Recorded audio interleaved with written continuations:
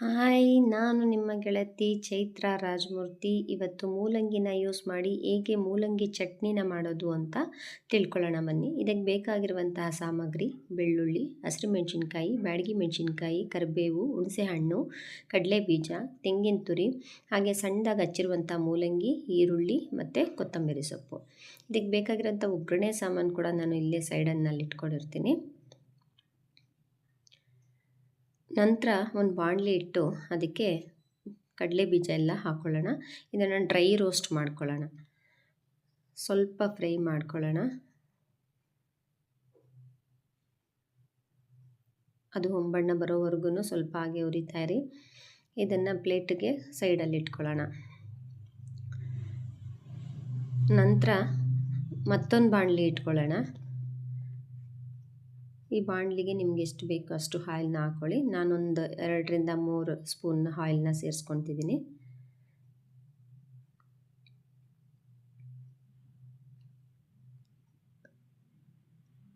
ಆ ಎಣ್ಣೆ ಸ್ವಲ್ಪ ಕಾಯಲಿ. ನಂತರ ಅದಕ್ಕೆ ಜೀರಿಗೆ, ಬ್ಯಾಡಗಿ ಮೆಣಸಿನ್ಕಾಯಿ, ಹಸಿರು ಮೆಣಸಿನ್ಕಾಯಿ ಇದೆಲ್ಲ ಹಾಕೋದ್ರಿಂದ ಮೂಲಂಗಿ ಚಟ್ನಿನ ಯೂಸ್ ಮಾಡೋದ್ರಿಂದ ಗ್ಯಾಸ್ಟ್ರಿಕ್ ಸಮಸ್ಯೆ ಬರೋದಿಲ್ಲ. ತುಂಬ ಟೇಸ್ಟಿಯಾಗಿರುತ್ತೆ. ಮೂಲಂಗಿ ಅಂತ ಸ್ಮೆಲ್ಲಿಗೆ ಮುಖ ಮುರಿಯೋರಿಗೆ, ಮೂಗು ಮುರಿಯೋರಿಗೆ ಮೂಲಂಗಿ ಚಟ್ನಿ ಅಂತಲೇ ಗೊತ್ತಾಗಲ್ಲ, ಅಷ್ಟು ಟೇಸ್ಟಿಯಾಗಿರುತ್ತೆ. ತಿಂದು ನೋಡಿದ್ರೂ ಅವ್ರಿಗೆ ಗೊತ್ತಾಗಲ್ಲ, ಅಷ್ಟು ಚೆನ್ನಾಗಿರುತ್ತೆ. ಇದು ಹೌದಾ ಮೂಲಂಗಿ ಚಟ್ನಿನ ಅಂತ ಅನಿಸುತ್ತೆ, ಅಷ್ಟು ಚೆನ್ನಾಗಿರುತ್ತೆ. ಒಂದ್ಸಲ ಟ್ರೈ ಮಾಡಿ ನೋಡಿ. ಈರುಳ್ಳಿ ಎಲ್ಲ ಸೇರಿಸ್ಕೊಳ್ಳೋಣ. ನಂತರ ಅದು ಮೂಲಂಗಿನೂ ಹಾಕ್ಕೊಂಬಿಡೋಣ. ಈ ಮೂಲಂಗಿ ಸ್ವಲ್ಪ ಹಸಿ ವಾಸನೆ ಹೋಗೋವರೆಗೂ ಸ್ವಲ್ಪ ರೋಸ್ಟ್ ಮಾಡ್ಕೊಳ್ಳಿ.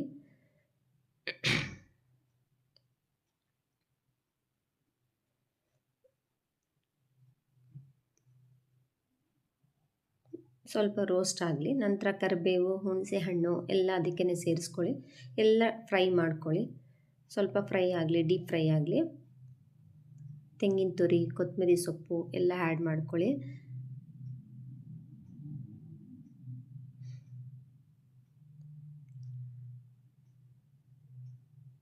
ಇದನ್ನು ಗ್ಯಾಸ್ಟ್ರಿಕ್ ಸಮಸ್ಯೆ ಇರೋರು ಆರಾಮಾಗಿ ಯೂಸ್ ಮಾಡ್ಬೋದು. ಯಾವುದೇ ರೀತಿ ತೊಂದರೆ ಆಗಲ್ಲ, ಗ್ಯಾಸ್ಟ್ರಿಕ್ ಸಮಸ್ಯೆನೇ ಬರೋದಿಲ್ಲ. ಕಡಲೆ ಬೀಜನೂ ಸೇರಿಸ್ಕೊಳ್ಳೋಣ. ಈ ಫ್ರೈ ಮಾಡಿರೋದೆಲ್ಲ ಜಾರಿಗೆ ಟ್ರಾನ್ಸ್ಫರ್ ಮಾಡ್ಕೊಂಬಿಡೋಣ.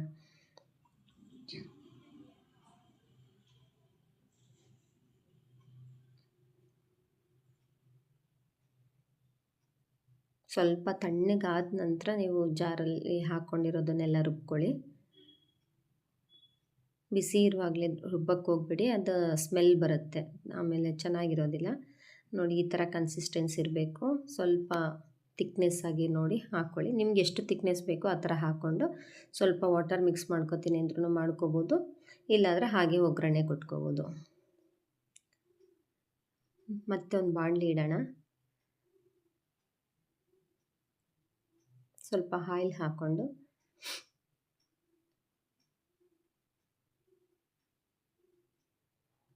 ಎಣ್ಣೆ ಕಾದ ನಂತರ ಸಾಸಿವೆ, ನಾವು ಹೇಗೆ ಚಟ್ನಿಗೆ ಒಗ್ಗರಣೆ ಮಾಡ್ತೀವಿ ಅದೇ ಥರ ಇದನ್ನು, ಆದರೆ ಇದನ್ನು ತುಂಬ ಟೇಸ್ಟಿಯಾಗಿ ಚೆನ್ನಾಗಿರುತ್ತೆ. ಕಡಲೆಬೇಳೆ, ಜೀರಿಗೆ, ಕಡಲೆಬೇಳೆ ಸ್ವಲ್ಪ ಬಾಯಿಗೆ ಸಿಗುತ್ತೆ, ಚೆನ್ನಾಗಿರುತ್ತೆ. ನಿಮಗೆ ಎಷ್ಟು ಬೇಕೋ ಅಷ್ಟು ಹಾಕ್ಕೊಳ್ಳಿ.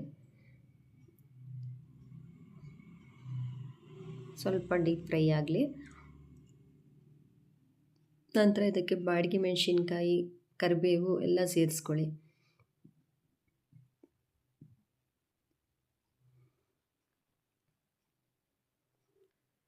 ಅದು ಫ್ರೈ ಆದ ನಂತರ ನಾವು ಜಾರಲ್ಲಿ ಏನು ಮಸಾಲ ರುಬ್ಕೊಂಡಿದ್ವಿ ಮೂಲಂಗಿ, ಅದನ್ನು ಸೇರಿಸ್ಕೊಳ್ಳೋಣ.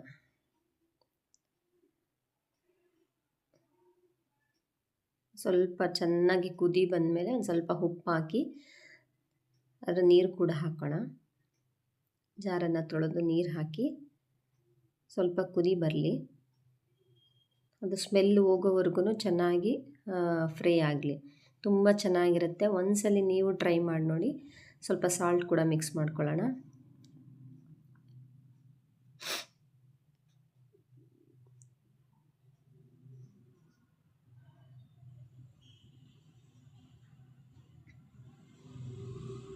ಈಗ ಸರ್ವ್ ಮಾಡ್ಕೊಳ್ಳೋಣ.